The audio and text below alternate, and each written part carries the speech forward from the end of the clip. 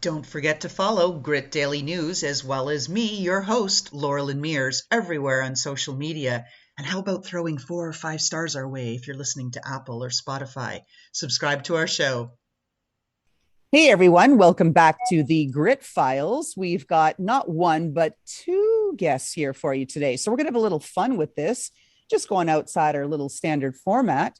We've got the 2 co-founders of America One Luxury Real Estate. And so you're thinking, how does that fit in here? Well, you think about the grit that it takes to get $12 million listings and to then be able to sell them and to do it in a way that you've got a very, very demanding client base and to meet those expectations. So here in the house today, we've got Maximilian de Melo, who has kindly said that we can call him Max, and we've got Patrick Niederdrenk. So with that, hi, Max. Hi, Patrick. Hey, nice to meet you.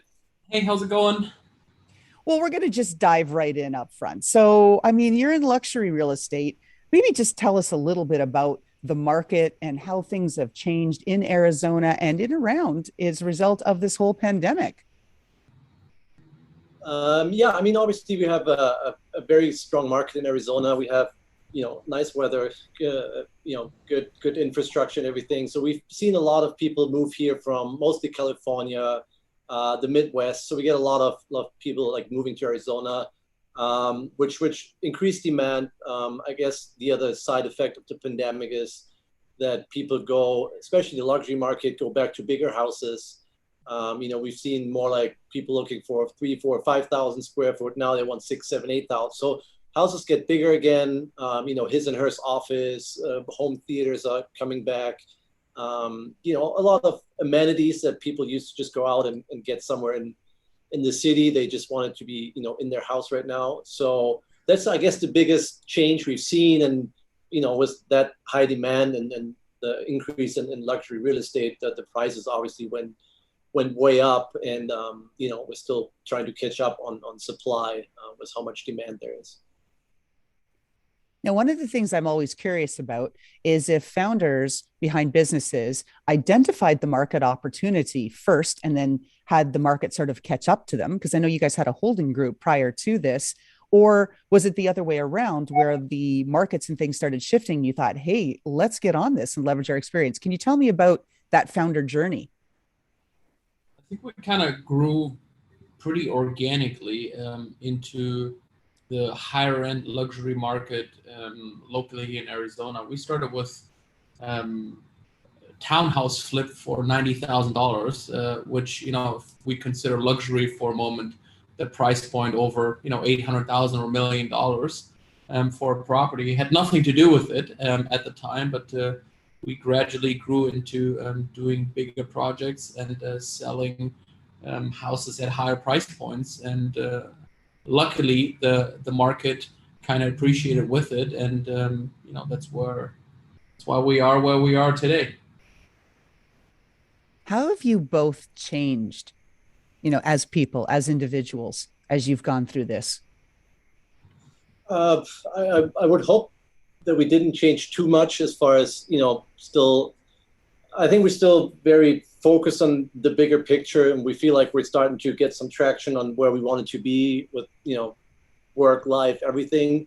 So, but we always, our, I guess, running joke the last 5 years is in, 4 weeks we're going to be in the position we wanted to be in. And, that's been 4 weeks for the last 5 years. And I feel like you always, have that next step already in your mind. So I guess we didn't really change much because for us, we're still in the middle of building what we have in mind, for this whole thing to be in the end. Now that's how the business has changed, Patrick. Are you comfortable sharing how you've changed personally? I don't think, I feel like, it changes maybe a little. I had a baby last year that obviously on the personal level changes a little bit, but it didn't change much on my work schedule. I just, I don't see the gym as much and, that kind of stuff. But I think personally, we still trying to remind us of where we came from and where we started, and again we feel like we're just scratching the surface of what we want to really achieve in the end. So I would say we personally both haven't really changed much, and we're still trying to be humble and work on what we're trying to accomplish. And so I think we're still pretty much the same, I would say. What about you, Max? Yeah, I agree. I think we have very strong core values from back home. We were both born and raised in Germany, and I think that helps us a lot. We have a very strong relationships to our family, our friends, investors, and partners that live in Germany. So I think that the connection that we still remain, that is very strong to our roots, kind of keeps us in check, while at the same time living in the country with endless opportunities. And looking back at the last 3 or 4 years, certainly we can say that we've achieved and experienced certain things that were beyond of what we initially imagined. But like Patrick said before, you do the right thing. You keep your head down. We work probably 90 hours each ever since we got here. That work ethic hasn't changed, and I guess that helps to keep the balance. One of the things I'm always asking founders is that when especially there's a founder and co-founder or two co-founders, that you spend all those hours together. Now, of course, I know in this pandemic era, a lot of people are working remotely from their own home spaces, but what's that like working together all the time? Do you hang out? Are you friends too? Or do you guys keep a policy where, yep, we work together well, but what you do on your own time's your own time, so that we don't spend every waking hour of every day? What's your philosophy? I think it's we just let it happen naturally. We're obviously very good friends outside of work. I think we always say that there's very few people that we know that have that trust relationship that Max and I have. We support each other and our families. Like if there's anything that Max needs for him or his family, or the other way around, we always say it's a mix of, we're like best friends, we're business partners, we're like brothers in certain ways, and if you have that strong of a relationship, you don't really have to like plan stuff. And sometimes we don't hang out for a week, and then other times we hang out 4 nights in a row. And then obviously with work we probably text and call us each other like probably 25 times a day at least. So obviously very close connection on everything, and I think the biggest thing for us is the unconditional support and trust that we have, and that just I think that's the biggest cornerstone of everything we do. What would you advise to other founders who don't have that kind of close-knit relationship in their inner circle and they're going it alone? Do you think that they should go in with a best friend, or is that a recipe for disaster? Or what should they do to try to build that community? Yeah, that's a tough question. I could just chime in what Patrick said. The strongest asset that we have is the relationship that we have between each other. And that's independent of real estate or any other venture that we've done in the past. And our friendship and our partnership goes back, over 10 years by now. But it's not like everyone is that fortunate to have a fellow companion and a partner like that. So I don't think it's a must. There's many successful people that don't have partners. However, if there's a way to obviously build something like that, and that should happen organically, ideally starting with complementary skill sets, but an aligned vision, focus, and dedication to achieving something greater together. If that as a foundation can be set up or has potential, then I think that's the way to go, but certainly not a must. What do you do when you disagree? How does that go? Usually, I would say 90% of the time, we pretty quickly come to a shared opinion where one of us says, yeah, I think you're right. If it ever happens that we both think no, then it might take, until the next day that one of us says, I think you're right, or you're closer to being right. So I don't think we ever had the issue where it, would cause like a real problem or drag on, more than an overnight. Everybody sleeps on it. Because again, if you trust each other and both have the same goal in mind and work towards the same thing, even if it's not the same opinion, that both just think whatever they say is the best. So it's pretty easy to at some point give in and say, let's just go with what you said. And I would think that your high net worth clients are looking for a drama-free experience. And from this side of the house, I would think that some of those clients are the ones bringing the drama. So you guys would probably have to, kind of toe the line there and keep everybody on track to achieve the outcome that's desired, either to buy the listing or to sell the listing.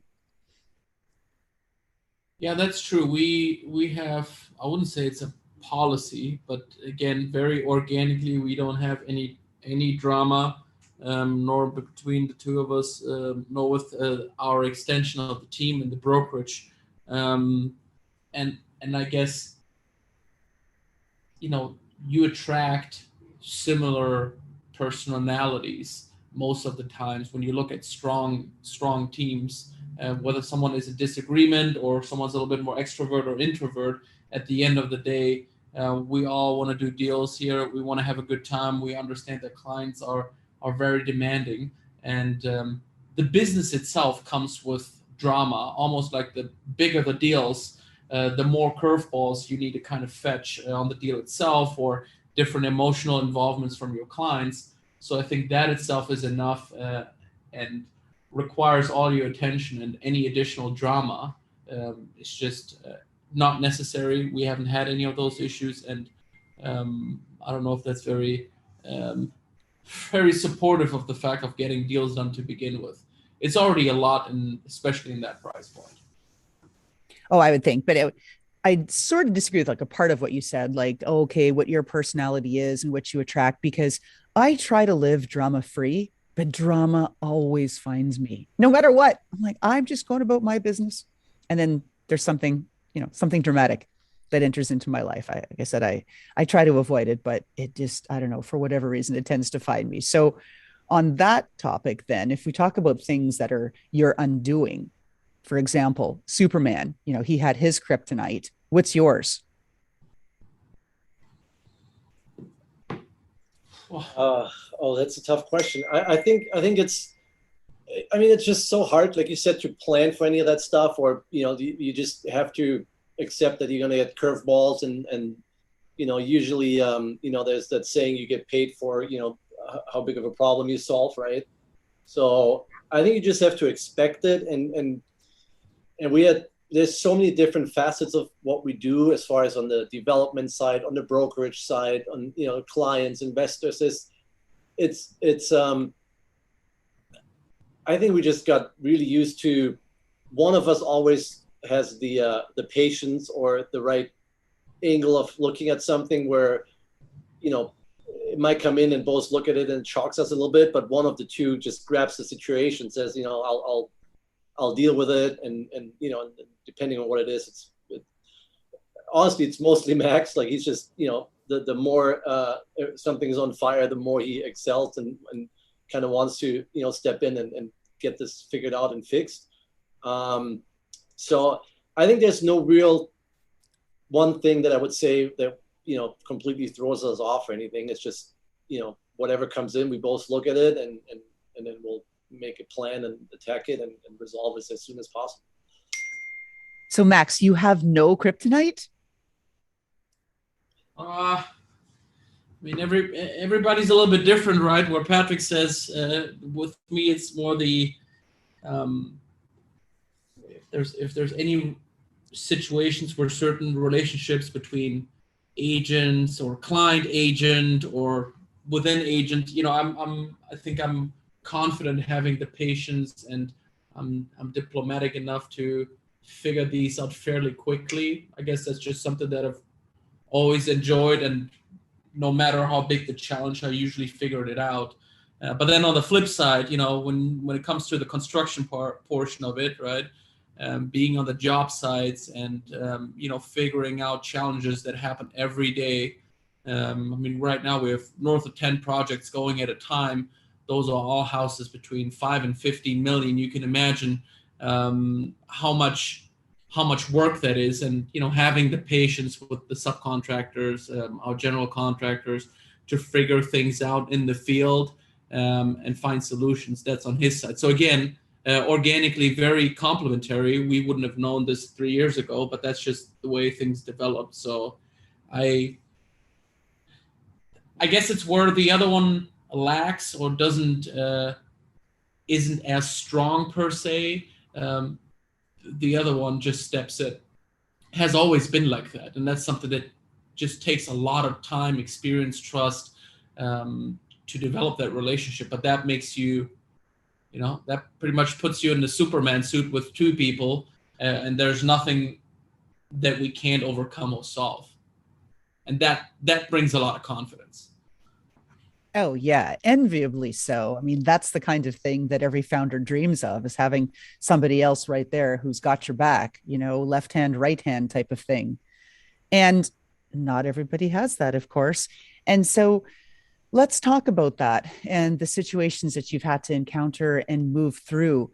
Is there anything in your life that if I gave you an undo button, personally or professionally, you'd go back and say, I'd really like to have another shot at that? I'd undo it. I think there's some, I think overall, and I guess that's just something that everybody probably says, I think we wish we would have started sooner, right? Like knowing what we know now and what we achieved the last 4 years, you wonder why you didn't do that, 10 years ago. Because, we didn't know anything when we started this. So, we also didn't know anything 10 years ago. So why wouldn't we start back then? So I feel like that's always the one thing. I don't know. I feel like that's the main thing where you say, if I could change it, I would probably want to know what I know now 15 years ago and just get started, and know that if you focus on one thing and like don't get sidetracked, don't just follow that one thing, and even if it looks like you're not getting any better at it, just keep going, because you have those breakthrough moments, and all of a sudden this thing starts to grow by itself. And I feel like that's just the one thing where I wish I would have known that if you just push through, it technically doesn't matter what you do, you're gonna make it. So I feel like that's the biggest thing that I wish I would have known a long time ago. How about you, Max? Anything to undo? I agree. I worked in, from startup companies to multinational companies in Europe. I worked in South America. I've done a lot of things in my life. I feel different experiences that obviously make me the person I am today, professionally as well as on a personal level. But I can tell you there were some things I did, and in my work life, where looking back, it's a pure waste of time. And I kind of knew it going into it. But again, that led me to realizing that was not the case when I did it. Then I changed and worked somewhere else, and all these experiences, there's something I took from everything. That again makes me who I am today. So that was the only thing. I wish we would have started earlier. We came out here first time on a vacation, I think 2011. And it was just a vacation, and we were younger, and we were both doing different things at the time. But I wish we would have started earlier. Other than that, I think every experience, especially in the US here, looking back, we would have done everything the same, because that's when you grow.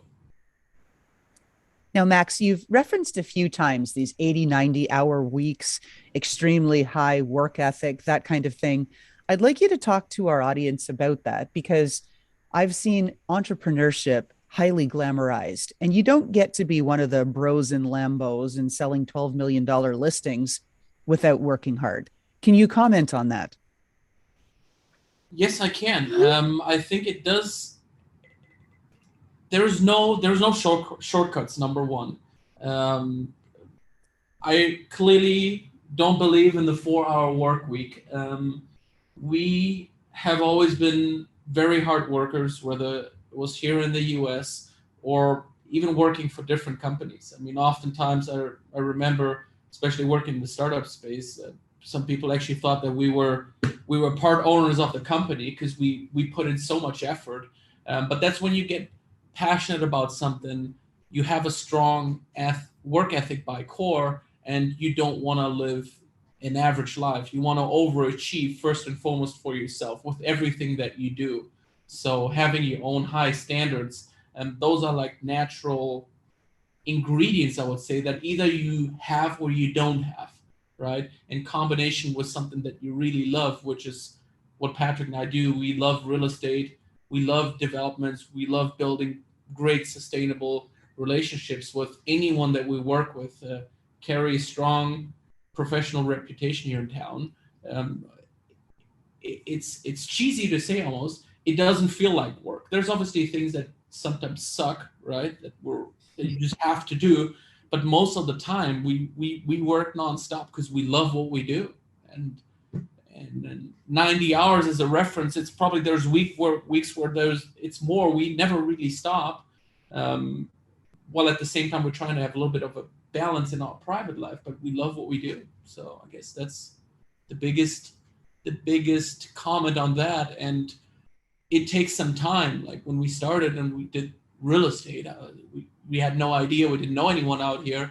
We just got going, and over time, by doing what we were doing, everybody fell in love with something different, right? Patrick loves the construction aspect. I love the relationship. I love the investment. I love the sales side, the marketing side. So, once you get a grip on the business and you just have to go with the flow and see what you love about what you do, and then double down on that. Oh, I like that. And for the American football fans that are out there in the audience, the legendary coach John Madden that passed away over the holidays said the only way to easy street is through the sewer.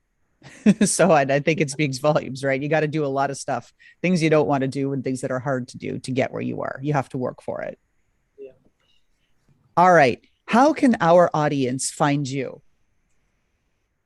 I mean, the easiest is we have our website. It's maxandpatrick.com. That's our website that kind of shows everything on the real estate side. And then obviously Instagram, we have Max_America1. And then I have Patrick_America1. Those are probably or obviously LinkedIn under our names. So we're probably everywhere on social media where everybody else is. And we're responding to everything usually pretty quickly. So. All right. Last question. This is our signature question. People wear footwear that reflects their personalities. It personifies who they are. So I'm going to ask each of you to give our audience a little glimpse into your closet. Describe the footwear that best describes you and your personality. Okay, I guess we're a little bit that stereotype young entrepreneur. Lots of nice sneakers, and I guess, yeah, I think that's just as far as how that describes as a lifestyle. I think it doesn't have to be super fancy. It's just you need to like it. We like it's casual, but it's we're just I guess casual people, but we still like unique and nice stuff. So that's I think where that comes from. How about you, Max? Your footwear, same. So, I like to dress up, but when you were beginning to ask the question, I looked down on my shoes, what I'm wearing today, and I think that really describes us too. It's more on the casual side, but those are Nike Air Force Ones, and they're white, black, and gold. And black and gold are our company colors.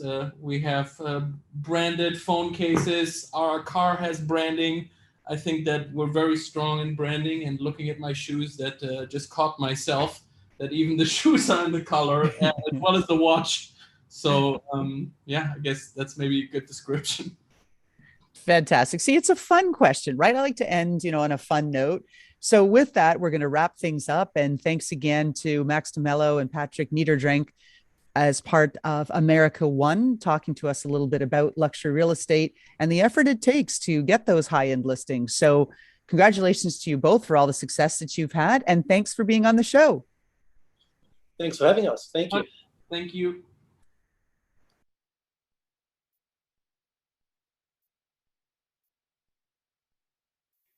And how about that fantastic intro by Touch Circle?